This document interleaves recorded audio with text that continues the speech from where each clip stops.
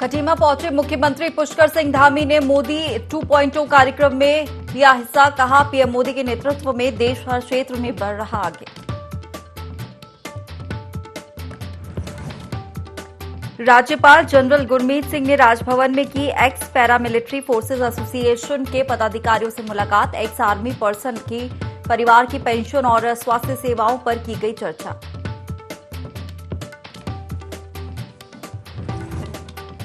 चिकित्सा स्वास्थ्य मंत्री धन सिंह रावत ने ली महानिदेशालय में अधिकारियों की बैठक। एनएचएम के खाली पदों पर जताई नाराजगी। कहा, 1 महीने के भीतर भरे सभी रिक्त पद।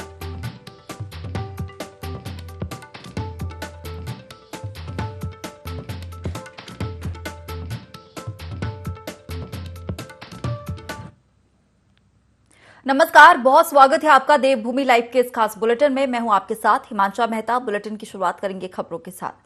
राज्यपाल लेफ्टिनेंट जनरल गुरमीत सिंह ने राजभवन में confederation of x paramilitary force और मार्टियर वेलफेयर एसोसिएशन के पदाधिकारियों से मुलाकात की। इस दौरान एसोसिएशन के पदाधिकारियों ने राज्यपाल से एक्स पैरामिलिट्री फोर्सेस के परिवारों की भलाई, पेंशन और बेहतर स्वास्थ्य सुविधा समेत कई विशेष विषयों पर चर्चा की। साथ ही शहीद परिवारों को मिलने वाली सहायता राशि भी बढ़ाने के सुझाव दिए। इस पर राज्यपाल ने कहा कि सैनिकों और उनके परिवारों की मदद करना उनकी सर्वोच्च प्राथमिकताओं में एक है। एसोसिएशन के सुझावों पर अमल करने के लिए विचार किया जाएगा।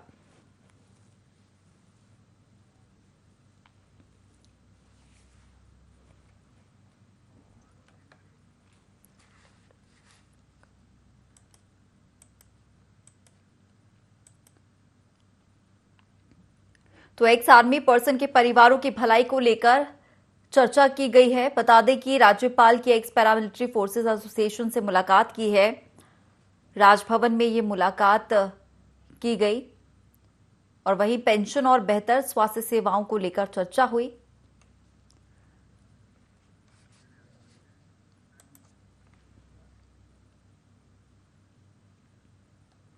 चंपावत में महिलाओं को स्वरोजगार से जोड़ने के लिए श्यामला ताल में एक ग्रोथ सेंटर बनाया गया, जिसका राष्ट्रीय आजीविका मिशन के तहत अब संचालन शुरू किया गया। ग्रोथ सेंटर से मिलने वाली सुविधा के बारे में जानकारी देने के लिए एक गोष्ठी का आयोजन किया गया, जिसमें विभाग अधिकारी, स्थानीय महिला समूह, किसान समेत कई जनप्रतिनिधि शामिल हुए। गोष्ठी में स्थानीय मौन पालकों को मौन बॉक्स और शहद प्रोसेसिंग यूनिट बांटी गई।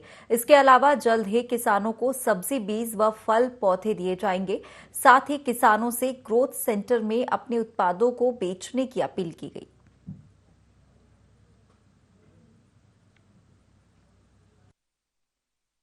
ग्रोथ सेंटर हम लोगों ने बनाया है जो मधुमक्खी के हनी का और स्पाइसेस का, तो उसी को शुरू करने के लिए हम लोग यहाँ पर आए थे। वैसे तो ग्रोथ सेंटर के इतर जो है यहाँ पर काफ़ी मसालों का प्रोडक्शन हो रहा है और उसे बेचा भी जा रहा है। जो शहद है वो भी बाहर से बेचा जा रहा है, परंतु यहाँ पर एक प्रोसेसिंग प्लांट हमने लगाया है ताकि जो शहद की क्वालिटी है उसको इम्प्रूव किया जा सके और समूह के माध्यम से इसका विपणन किया जा सके। हमारा श्यामला ताल ग्रोथ सेंटर है। यहाँ पर शहद प्रोसेसिंग यूनिट और मसाला प्रोसेसिंग का प्लांट लग रहा है, जिसको यथाशीघ्र क्रियान्वित रूप में आना है इसमें। तो ये हमारा शहद और मसाला दोनों के लिए यहाँ पर उत्पादन बहुतायत में होता है। और जो हमारे समूह की महिलाएं या जो हमारे सम्मानित जनप्रतिनिधि लोग हैं, इनके साथ ये हुआ है कि यहीं का उत्पाद यहीं पर हम प्रोसेसिंग करेंगे, यानी बमन जोल न्याय पंचायत का पूरा हम यहाँ पर प्रोसेसिंग करेंगे, जिससे इनका वैल्यू एडेड करके इनके उत्पाद को अधिक से अधिक मूल्य प्राप्त होगा। देहरादून जिलाधिकारी सोनिका के निर्देश पर आपदाग्रस्त क्षेत्रों में बचाव कार्य जारी है। मेजवाड़ा और सरखेत में एसडीआरएफ, पुलिस और जिला प्रशासन लगा हुआ है। राजपुर के काठ बंगला में प्रभावित लोगों के लिए खाने पीने की व्यवस्था की गई। क्षेत्र में 8 ग्रामीण मार्ग बंद पड़े हैं। साथ ही संबंधित विभागों की मदद से जनजीवन वापस पटरी पर लाया जा रहा है।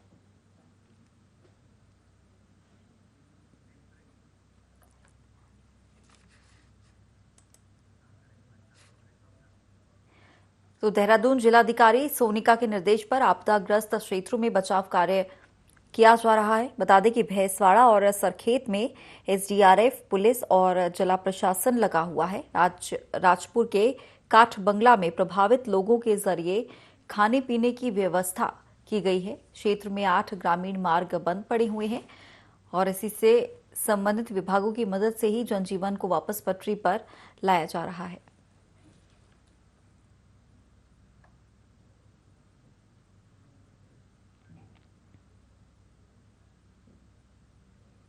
मसूरी के एमपीजी कॉलेज में प्रधानाचार्य की नियुक्ति का विरोध किया जा रहा है। एबीवीपी कार्यकर्ताओं ने नारेबाजी कर एसडीएम को ज्ञापन सौंपा। कुलपति हेमवती नंदन बहुगुणा के नाम ज्ञापन देकर बाहरी प्रधानाचार्य की नियुक्ति पर नाराजगी जताई और भ्रष्टाचार के आरोप लगाते हुए क्षेत्र के ही प्रोफेसर को पद देने की मांग की है। विद्यार्थी परिषद ने मसूरी कॉलेज में एक अहम धरना रखा है। यह अहम धरना सिर्फ मसूरी विद्यार्थी परिषद के लिए नहीं, कॉलेज के हित के लिए। कॉलेज में नवनियुक्त प्रिंसिपल जो आ रहे हैं उनकी नियुक्ति हो चुकी है बिना किसी गठन के, बिना किसी चीज़ के, और इसके संक्षिप्त ना हमारे मैनेजमेंट को पता है, ना इसमें कोई जवाबदेही है, ना कुछ है। बस सीधे आके एक प्रिंसिपल मसूरी को थोपा जा रहा है। तो ये सरासर गलत है और इसका विरोध करना चाहिए। और जब तक इसका विरोध, ये नियुक्ति नहीं रुकती है, विद्यार्थी परिषद इसका विरोध। बागेश्वर के बिलोना में गणेश पूजा महोत्सव का भव्य शुभारंभ हो गया है, जहां सबसे पहले भव्य कलश यात्रा निकाली गई, जिसमें बड़ी संख्या में क्षेत्रीय लोगों ने हिस्सा लिया। पंडाल में स्कूली छात्रों ने रंगारंग प्रस्तुतियां दी। बिलोना में 19 सालों से गणेश स्थापना की जा रही है। इसी साल भी महोत्सव 10 दिनों तक चलेगा। लगातार 9 दिनों तक धार्मिक और सांस्कृतिक कार्यक्रमों की धूम रहेगी।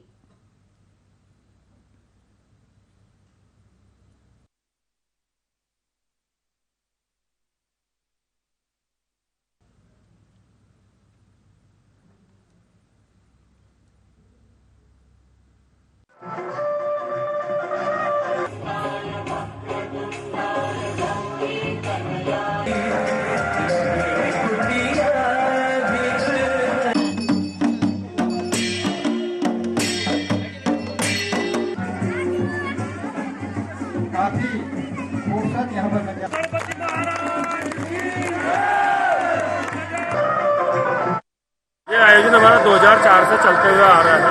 बीच में कोरोना की वजह से यह आयोजन थोड़ा सा सूक्ष्म रूप से हुआ। इस बार उसे महोत्सव का रूप दिया गया है, पहले की तरह ही। इसमें सांस्कृतिक कार्यक्रम, भजन संध्या, स्टार नाइट और मौनी संस्कृति को जागृत करने के लिए यहाँ पर और भी वो किए जाएंगे। यहाँ पर कल्चर प्रोग्राम किए जाएंगे। विगत वर्षों की भांति इस वर्ष भी गणेश महोत्सव का शुभारंभ हो गया है। इस बार भी गणेश महोत्सव को बहुत भव्यता से मनाया जा रहा है। उधम सिंह नगर के जिला अस्पतालों का पर्यटन मंत्री अजय भट्ट ने निरीक्षण किया है। निरीक्षण के दौरान उन्होंने दुर्घटना में घायल और गैस रिसाव से पीड़ित लोगों का हालचाल भी जाना। इस दौरान उन्होंने डॉक्टरों को निर्देश देते हुए कहा कि उपचार में किसी प्रकार की लापरवाही बर्दाश्त नहीं की जाएगी। सभी लोगों को अच्छे से अच्छी चिकित्सा सुविधा उपलब्ध कराई जा सके। वहीं उन्होंने मरीजों के रिश्तेदारों को हर संभव मदद का भरोसा भी दिलाया है। इस दौरान मौके पर रुद्रपुर विधायक शिव अरोरा, उप जिलाधिकारी राकेश तिवारी, भाजपा जिलाध्यक्ष विवेक सक्सेना सहित तमाम वरिष्ठ अधिकारी मौजूद रहे।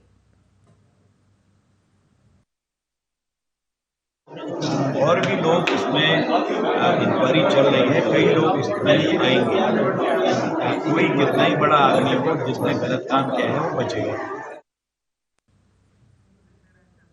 धर्मनगरी हरिद्वार में गणेश चतुर्थी के अवसर पर घर घर में भगवान गणेश की प्रतिमाओं की स्थापना होने लगी है। आपको बता दें कि हिंदू धर्म में गणपति उत्सव को बड़े ही हर्षोल्लास के साथ मनाया जाता है, जिसके चलते पूरे भारतवर्ष में इस उत्सव पर भगवान गणेश जी की प्रतिमा को घरों में स्थापित किया जाता है और 11 दिन के पश्चात इन प्रतिमाओं के विसर्जन करने की परंपरा चली आ रही है। धर्माचार्यों के अनुसार भाद्रपद मास के शुक्ल पक्ष की चतुर्थी तिथि को भगवान गणेश की पूजा का विधान है। हिंदू धर्म की मान्यताओं के अनुसार इस दिन गणेश जी का प्राकट्य हुआ था। गणेश चतुर्थी से लेकर अनंत चतुर्दशी तक भगवान गणेश अपने भक्तों के बीच रहते हैं और उन्हें अपनी पूजा उपासना का अवसर देते हैं। महापर्व की इस अवधि में गणेश भगवान की पूजा करने से हर संकट दूर हो जाता है और श्रद्धालुओं को मनचाहा वरदान भी प्राप्त होता है। धर्मनगरी हरिद्वार में गणेश चतुर्थी के अवसर पर गणेश प्रतिमाओं की स्थापना बड़े ही हर्षोल्लास से होली से प्रारंभ हो गई है, जिसके चलते विधि विधान से पूजा अर्चना कर लोग घरों में गणपति की स्थापना कर रहे हैं।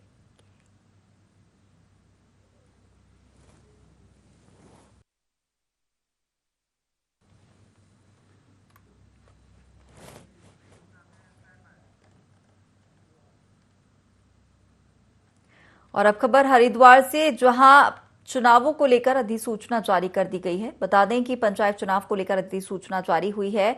26 को मतदान होगा, वहीं 28 को परिणाम जारी होंगे।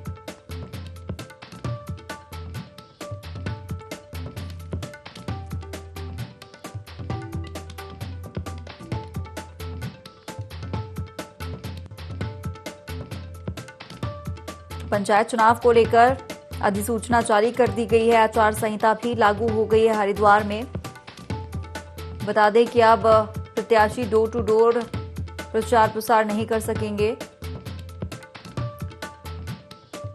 और वहीं अब पंचायत चुनाव की अधिसूचना जारी कर दी है। 26 तारीख को मतदान होगा और 28 को ही परिणाम चुनाव को लेकर सामने आ जाएंगे।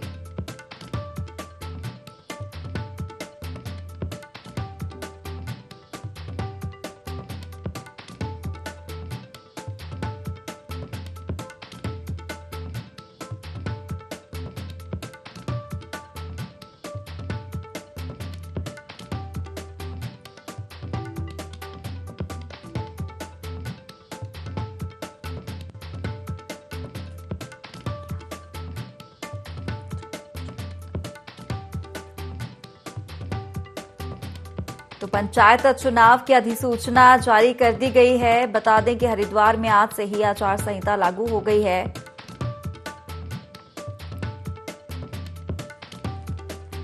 छब्बीस को मतदान होगा तो वहीं 28 को परिणाम भी जारी कर दिए जाएंगे।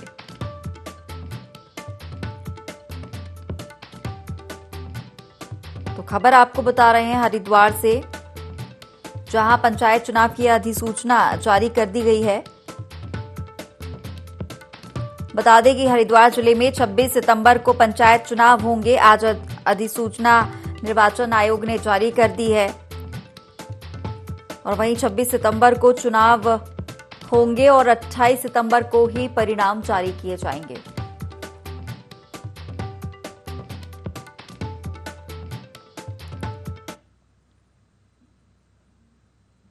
हेमवती नंदन बहुगुणा राजकीय महाविद्यालय खटीमा में आयोजित मोदी 2.0 कार्यक्रम को संबोधित करते हुए मुख्यमंत्री धामी ने कहा कि प्रधानमंत्री मोदी के नेतृत्व में देश हर क्षेत्र में तेजी से आगे बढ़ रहा है।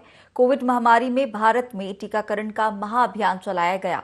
भारत में 200 करोड़ से अधिक कोविड के टीके लगे। भारत की सांस्कृतिक परंपरा हमेशा से सर्वे भवन्तु सुखिनः की ही रही है। कोविड के दौरान भारत ने इसी भावना से अन्य देशों को भी 20 करोड़ से अधिक कोविड वैक्सीन दी। प्रधानमंत्री के नेतृत्व में देश और दुनिया की सबसे बड़ी स्वास्थ्य योजना आयुष्मान भारत योजना चलाई जा रही है। देश में कोई भूखा ना सोए, इसके लिए निःशुल्क खाद्यान्न की व्यवस्था की गई। देश डिजिटल भारत की दिशा में तेजी से आगे बढ़ रहा है।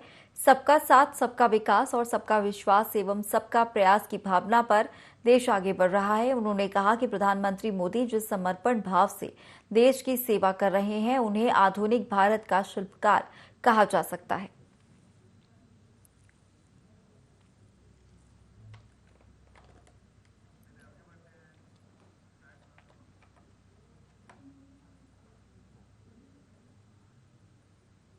देहरादून में स्वास्थ्य महानिदेशालय में चिकित्सा शिक्षा मंत्री डॉक्टर धन सिंह रावत ने राष्ट्रीय स्वास्थ्य मिशन की समीक्षा बैठक ली, जिसमें उन्होंने एनएचएम के 1071 पदों को ना भरे जाने पर हैरानी जताई है, जिसके बाद उन्होंने मुख्य चिकित्सा अधिकारियों को 1 महीने के अंदर सभी खाली पदों को आउटसोर्सिंग के माध्यम से भरने के निर्देश दिए हैं। साथ ही उन्होंने कहा है कि प्रदेश भर में 6 सितंबर से 2 अक्टूबर तक स्वास्थ्य जन जागरूकता अभियान चलाया जाएगा।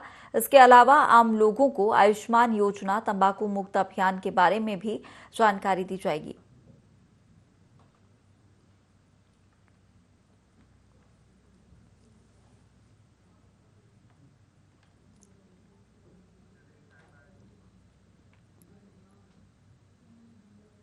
उत्तराखंड विधानसभा के उपनेता प्रतिपक्ष भुवन कापड़ी ने अधीनस्थ सेवा चयन आयोग के भर्ती घोटाले में सीबीआई जांच की मांग की है, जिसे लेकर उन्होंने हाईकोर्ट में पीआईएल दाखिल की है। इस दौरान उन्होंने कहा कि घोटाले को लेकर कई बार आंदोलन किया गया, लेकिन सरकार इसकी सीबीआई से जांच नहीं कर रही, जिसे लेकर उन्होंने हाईकोर्ट में पीआईएल भी दाखिल की।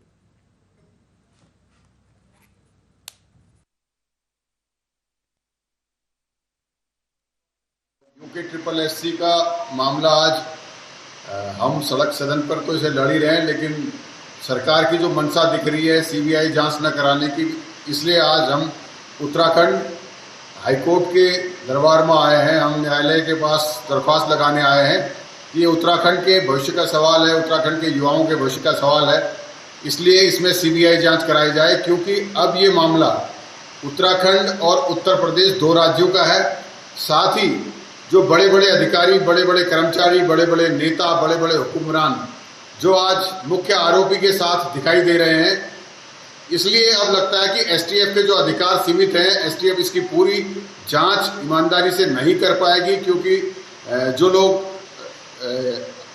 जो है कि फोटो में दिखाई दे रहे हैं, वो खुद जो है एसटीएफ उनको रिपोर्ट करती है, तो कैसे जांच हो पाएगी।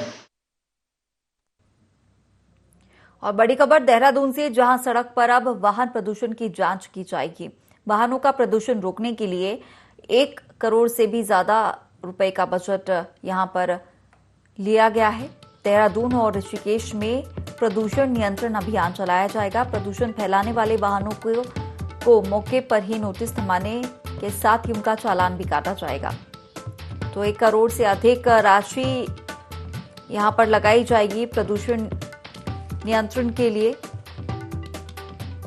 और साथ ही प्रदूषण फैलाने वाले वाहनों को मौके पर ही नोटिस दिया जाएगा। इसके साथ ही चालान भी काटा जाएगा।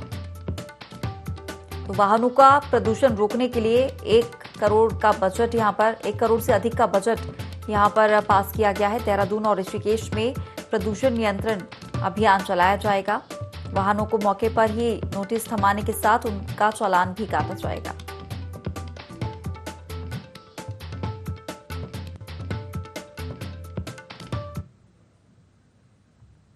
UK triple SC paper leak मामले में कांग्रेस ने सरकार पर जमकर निशाना साधा है। कांग्रेस प्रवक्ता मथुरा दत्त जोशी ने कहा कि एसटीएफ छोटी मछलियों को ही जाल में फंसा रही है, जबकि अभी कई बड़े मगरमच्छ और सफेदपोश नेता अधिकारी छूटे हुए हैं, जिसे कांग्रेस किसी भी कीमत पर बर्दाश्त नहीं करेगी।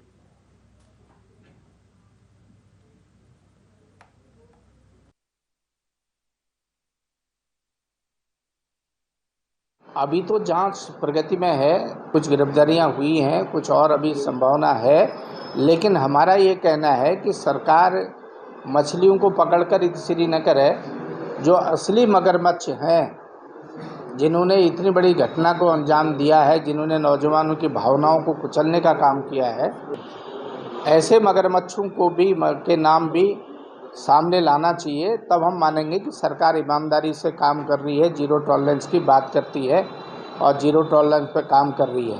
अभी तो छोटी छोटी मछलियां पकड़ी हैं, उन मछलियों से नहीं बनेगा काम। जो सफ़ेद पोश उसमें हैं, जो अधिकारी उसमें संलिप्त हैं, उनके नाम भी सामने आने चाहिए, उनको भी सलाखों के पीछे डालना चाहिए।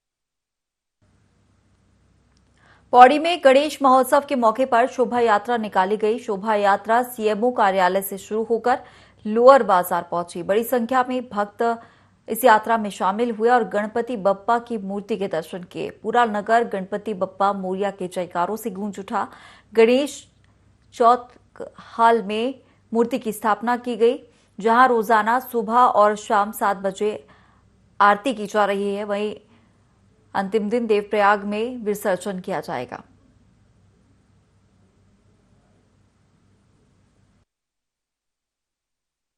साल हिंदू मुस्लिम सब लोग मिलकर इसको अच्छा तरीके से बनाते हैं। वर्षों की बात इस समय भी झांकी निकलेगी 10 तारीख को तो लोअर बाजार में होगी। लोअर बाजार कितने दिन तक रहेगी? ये 10 दिन तक रहेगी।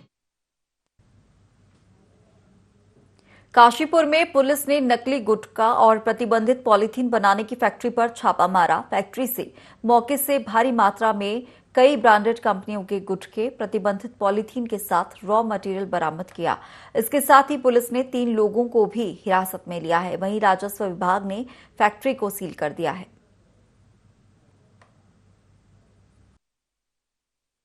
ये कबाड़ियों की दुकानों की चेकिंग का सघन अभियान चलाया गया था। इस अभियान के दौरान एक कबाड़ी की दुकान पर जब छापा मारा गया तो वहाँ पर 2 तरह के काम किए जा रहे थे। एक तो वहाँ पर उसके पास जो भी प्लास्टिक था, सिंगल यूज़ प्लास्टिक वहाँ पे बनाया जा रहा था, जबकि उसके पास प्लास्टिक का दाना बनाने का लाइसेंस था। उसकी आड़ में वो सिंगल यूज़ प्लास्टिक का निर्माण कर रहा था। और दूसरी चीज़, वहाँ पर अलग अलग कंपनियों के, ब्रांडेड कंपनियों के गुटखे के रैपर पाए गए, जिसमें वो लोकल स्तर से अपनी मशीन से गुटखा बना रहा था और उसको उसमें पैकेजिंग कर उसकी सप्लाई करने का काम करता था। इस चीज़ को देखते हुए, दोनों कार्रवाइयों को देखते हुए वहाँ से हमने 3 अभियुक्तों को हिरासत में लिया है, जिसमें से एक फरमान अली, जो कि मुख्य इसमें जो कबाड़ी है वो फरमान अली है। उसका बेटा रजा चौधरी इस पूरे काम को देखता था और इसके साथ उसके 2 और साथी जयपाल सिंह और साने आलम, ये 3 लोग मिलकर ये काम कर रहे थे। और इसके बाद इनको हिरासत में लिया गया है और माननीय न्यायालय के समक्ष इनको आज पेश किया जाएगा। चलिए, फिलहाल इस बुलेटिन में इतना ही। आप बने रहिए IND 24 के साथ।